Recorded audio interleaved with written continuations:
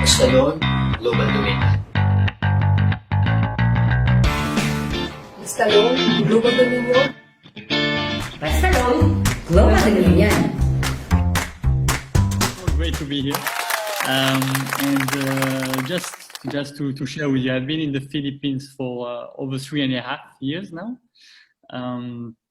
So I've been involved with 2 startups in the Philippines, mainly focused on financial inclusion and also digitalization. So that's why those topics are quite fascinating for me. And I've had the privilege of really traveling all around the Philippines in very remote places and meeting a wide range of different type of institutions, whether it's cooperatives, microfinance, lending companies, rural banks, commercial banks, and getting that experience. And one thing that kind of really was amazing for me was to actually meet those people who are working there. So meeting those credit officers, loan officers, head of IT, CFOs, and trying to understand from their perspectives what's their day-to-day operation, what are their challenges, what they're trying to improve in those institutions, and yeah, so far it's been really amazing. So this actually means that you've been you've been to the Philippines several times, right? Yeah, so I actually based in Manila, and I think I know the geography of Philippines better than my own country.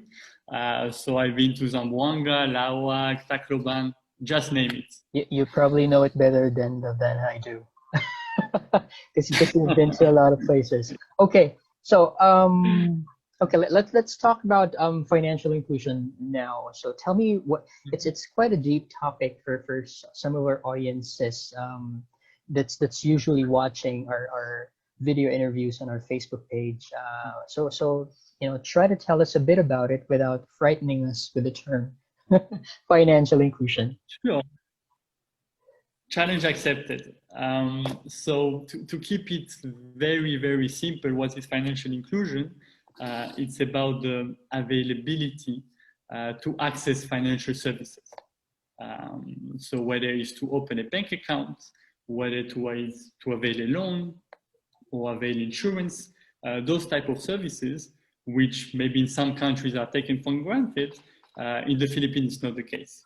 Over 65% of the population have no access to those financial services. They are excluded. So in a nutshell, it's giving that accessibility and equality of chances to access those services for the population. So it actually talks about a little more than just savings. You also talk about, as you mentioned, insurance, and other financial products, correct? Right. Okay. Exactly. Yeah, and then you mentioned that. Yeah. Go ahead. Yeah, go ahead. Sure. So just to add on that, there are quite a few reasons why this percentage is quite high. Throughout the world, we're talking about 1.7 billion in the bottom of the economic pyramid. And the reason maybe why it's such a higher number in the Philippines, one reason simply would be the geographical location and arrangements, if I can say, of the Philippines, with 7,000 islands, and people are per se marginalized because they live in those rural areas which we talked about and I visited, where they don't have a branch or they don't have ATM, and so they can't even transact on the most basic forms. So the geographic location and islands. Another one would be the connectivity. I know in Philippines we love to complain about the internet connection, so that's also one challenge. And yeah, there are quite a few factors, but there are quite a few of them. These are some of them that can explain why it's such a big challenge to take on. Right. And just to clarify, you mentioned about 65% earlier. So 65%, the part or the population that's part of the financial inclusion, or those are the group that needs to be, reached out to for So better financial inclusion? 65% is actually the underserved, the ones who have no access to the financial services, who are outside of the formal financial system. Okay. I mean, that's optimistic because I've seen some other data years ago. It's pretty much higher than that. Those who are underserved were really, there's only very few served in the Philippines when it comes to financial product. There was a year where I think it was below 20%. But that's already an advancement. Why is it important though? Why is financial inclusion important, especially in a country like the Philippines? Why do we need it? Well, I think it's essential to be fair. The alternatives, whether let's take example of loans. For example, you mentioned it earlier, and we see different examples in the Philippines of what happens when you don't have access to those basic financial services. You have emergence of shark loans, 5 to 6 schemes, people getting taken advantage.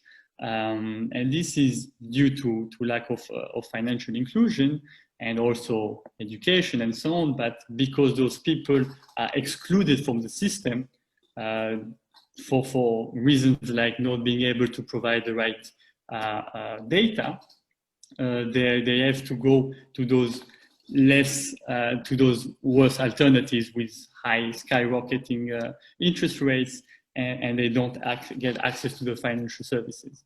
So I think just a simple thing as we've been discussing a long time in the Philippines, which is the national ID, is going to change dramatically the whole situation for the underserved. To have an example, before, some people would not be able to open an account just because they can't provide this type of IDs or documentation that's required by the system. And if they can, then suddenly they need to fill in the form, they need to commute, find a branch. It's an experience, I would say. It's a journey, and it takes a lot of time.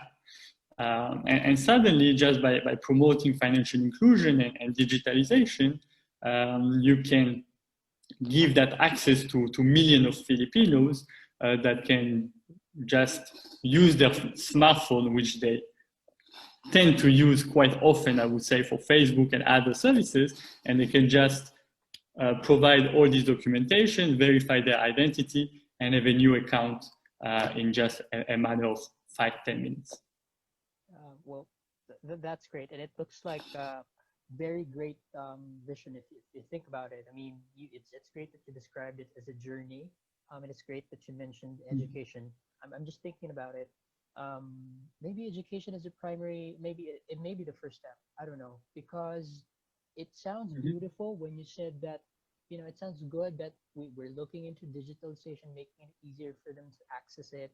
But in the first place, do they even know how important these things are? Right? I mean, do they know what savings are for? Do many of us really appreciate the importance of insurance? Definitely. I was actually, you made quite a few good points. I was reading articles where people would prefer to just keep money at home. 68% of people would just rather have savings at home rather than put it in the bank for different type of reasons.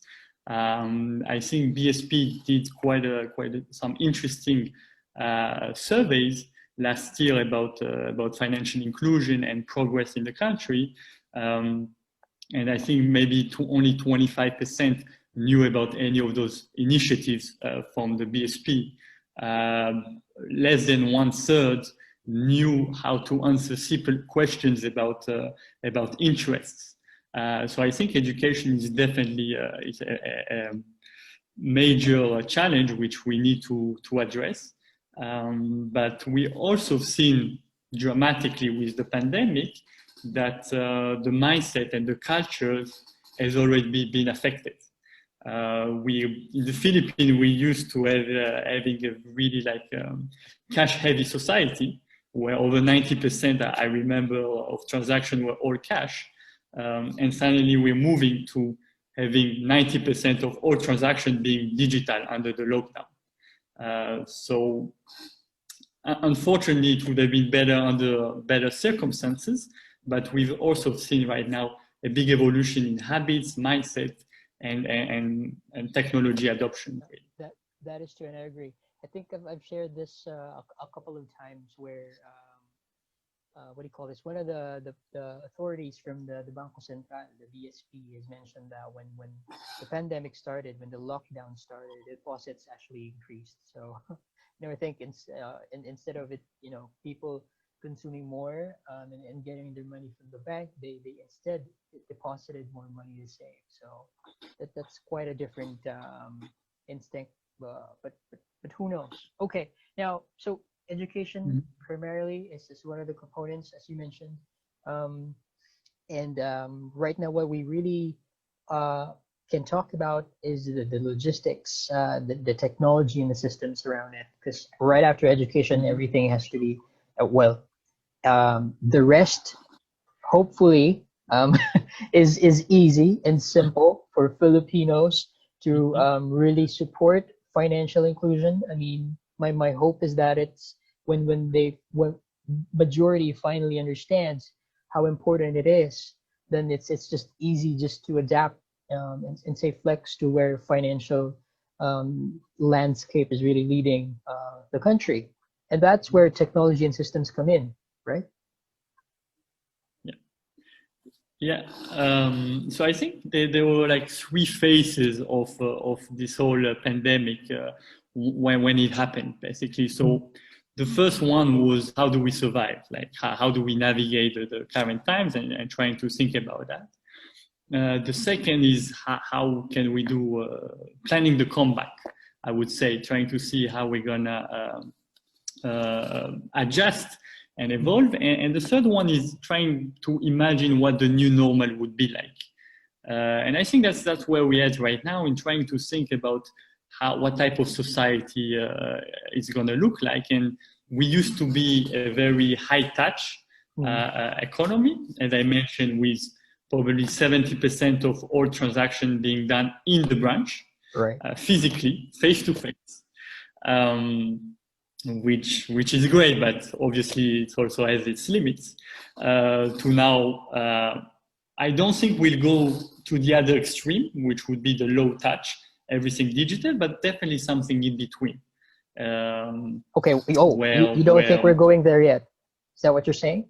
You don't think? I don't think we. I don't feel we're ready. Again, it takes a lot of time to change habits. So we're experiencing the longest lockdown in the world, actually. So people's habits and beliefs are really changing and really challenged. But I don't think we're still ready. Yeah. And a lot of individuals and companies that were forced to really do it digitally now, do a lot of things digitally. So I think it works to the advantage of systems and technology companies like yours. I believe, right? Definitely. How was the perception, or how was how's the feedback from the community? Yeah, so I think you touch on the right point. Suddenly, the same people who were maybe tech resistant or against the changes or those projects finally are the first one at the forefront of, okay, we have to adapt, we have to survive. So I remember discussing 2-year, 3-year digitalization plans, and now all customers and connection coming back and say, actually, we need to do it in the next 3 months. Or sometimes we needed this yesterday. So the whole type of involvement in discussion, like they don't have a choice, right? Exactly. Suddenly, it's a necessity. What we've been discussing about cloud technology, digitalization, digital onboarding. For some of them, it was not seen as a necessity, as really an urgency. And suddenly, when all the branches are closed and they cannot transact, they need to find a way to survive. Suddenly, they realize Zoom, all this technology can actually help them. So I think just in terms of demand, there was a huge boost in terms of digital onboarding, where if you look at Union Bank, RCBC, even the new digital banks have seen a surge of opening of new accounts by 3 digits. So there's demand. It just institutions that need to adapt and use the right technology to deploy and serve their customers. I feel that customers have been forgotten in the past. When I experience myself like depositing a check, making queues, signatures. I don't get me started on signatures. I really hate that. And now we see that there are better ways of doing it, where you can really transact anywhere, anytime. It's more convenient for everyone. It's great that you actually touched on signatures, because that's where I'm heading. One of the factors that's repelling some of the companies, or maybe some of the innovators, to really go to end-to-end digital when it comes to financing or financial products is the security. Fraud. It's something that actually frightens them. What can you say about it? I mean, if I'm a person and I go to the branch and do a transaction, the teller himself or herself will be able to tell if it was really me, that hey, I'm a real person. How does that look in the digital platform? Sure. So before I jump on that, Sure. just to explain more on signature, Okay. my brother, my sister can plagiarize my signature.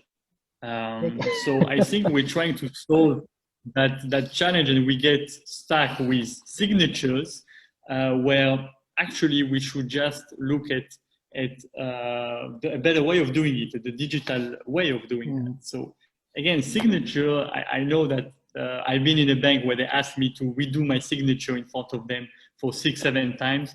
Everyone can do it. I think that's not the solution. Okay. The better way, again, as you mentioned, is that now if we're looking at identity verification, this can be done directly on the phone using AI, using technology, where you can take a selfie and it compares it with your ID, and it gives you great confidence in knowing that's the same person who's transacting. And that's, I feel, is a much better solution, a much stronger, more secure solution than signature, which can be easily plagiarized.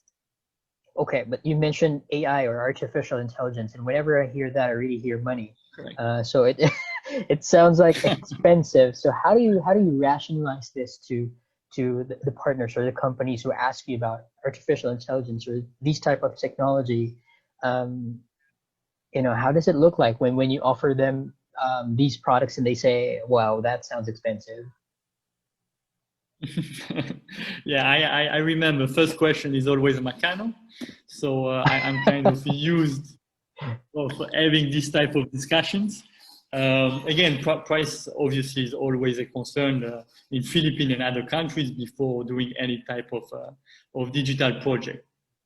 Some of the institutions are very wary of doing any type of new projects because it can impact their bottom line. They don't have personal incentives.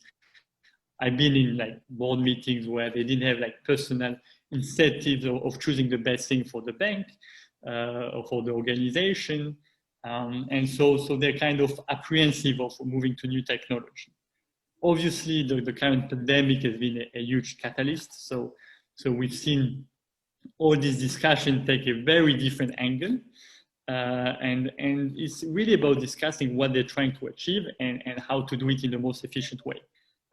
When those institutions cannot even meet their clients to collect the loans, how can they even like acquire new customers and provide them the best service? So I know that AI sounds scary sometimes or expensive, but when you look at doing a cost-benefit analysis based on the situation of a bank or financial statement, it's very straightforward. It's very obvious the positive impact on the bank, whether they're going to reduce costs or be able to grow much faster. So right now it's easier to have this type of rational discussion around the cost-benefit analysis, where they just need to look outside the window to see the benefits of digitalization and AI. Right. So what I'm hearing is that technology, it's an investment, right? Exactly.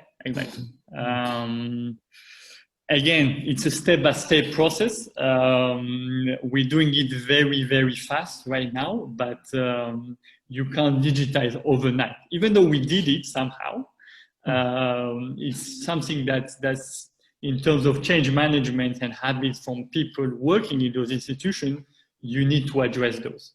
If you just want to digitize, you don't have that plan, that change management processes internally, is going to be very challenging. And Yarden, given that question, you responded happily and optimistically. So now I'm curious, how successful were your ventures were in the Philippines when you tried to, help in improving financial inclusion here through the technology and the systems? Would you say you're already successful? You're getting there, or tell me more about it. I think actually, maybe just to share a personal story about myself to give you a better perspective. Sure. Initially, I expected to come to the Philippines for 3 months.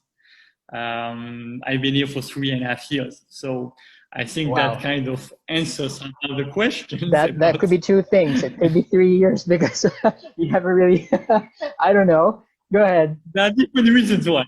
Okay. But going back on the business side, the first startup I joined and came into the Philippines, we actually opened the markets, and we tripled in size every year. We reached over 50 customers, whether it was rural banks, cooperatives, microfinance. So really across the spectrum, you could see that already institutions were looking to digitize and to move to the cloud. And by doing so, they would be able to serve better the customers and grow at a much faster pace. So again, I know that we often like to talk about what's not right and what needs to improve, but really having been in the Philippines only for, if I can say, only for those 3.5 years, I already witnessed the amazing evolution in technology, in mindset, in institutions who were able to get away from typewriters, even from pen and paper processes, and move to the cloud. Agree. And it's not a joke. I've been to institutions using typewriters. What year is this? 2.5, 3 years ago. Seriously? Okay. Well, okay, let me not ask which. I won't name it because it's backcover. Please don't. Okay. Now I'm going to share something here. Let me share my screen. I do have some sort of information that I got from BSP, and it talks about some examples of innovative solutions. And then you may be familiar with these, and one of which is artificial intelligence, which we already discussed. But API, DLT, biometric-based identity, and the peer-to-peer funding or crowd funding. This is something that that's also part of the technology or systems that you're exposed to. Is that correct? Yeah, I think APIs is, like, to keep it very simple for the audience, is the way that two systems can talk to each other, right, send data between each other. So I think what we've identified early on in the market is that was the way, that was the future. It's not possible to build every solution possible for customers. You can focus, let's say, on a foundation, a core banking system, and then through APIs, you allow them to integrate to ATMs.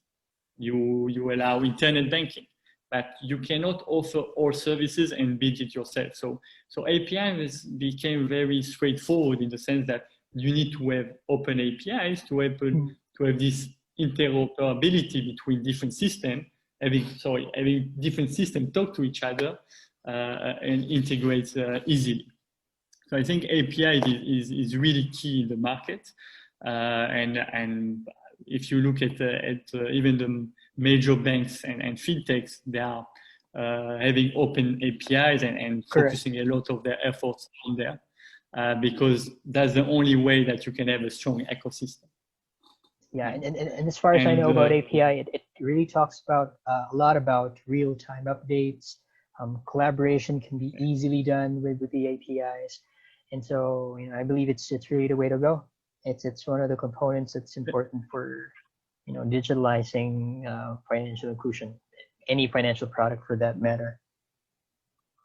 Yeah, yep. and actually you're raising a good point about this real-time data. That's something that I've seen quite a lot throughout the Philippines, is because of all those manual processes and because on-premise technology and servers, those institutions are actually, for reporting, actually making decisions based on outdated data. When I was discussing at a board meeting, they were looking at reports that were already outdated by 1, 2, 3 months, because sometimes just having something like a balance sheet, income statement, would take them several weeks to compile. So I think real-time data is essential, and moving away from those manual processes and at least going through automation for some of them, it's a huge benefit.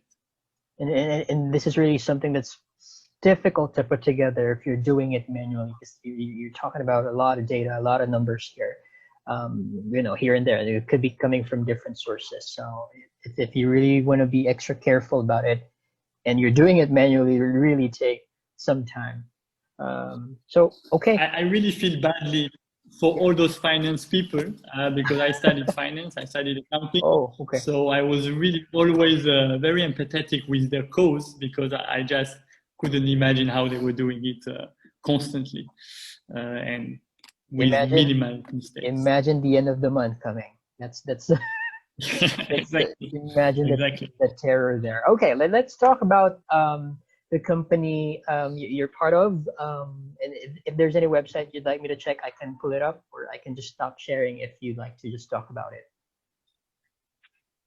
Yeah, sure. I can share with you with you 2 companies basically that I was that I've been in the Philippines with. So one was Radiant, which is a cloud-based core banking system, servicing a wide range of different institutions, whether it's like MFIs, cooperatives, rural banks, commercial banks, and again, providing this cloud-based core banking technology, as well as like additional services for those institutions. The other one is Advanced AI, which is more focused on tailored AI solution to help financial institutions digitize by helping them on digital onboarding and fraud prevention. So I won't go in detail. We have quite a lot of different products, but just to remember the different pillars is like mainly digital onboarding and anti-fraud prevention. Okay. Yeah, and from the name itself, Advanced AI, I mean, I can't even digest AI just yet. And adding advanced there, I'm pretty sure. Yeah, pretty sure there's a lot of products. Yeah.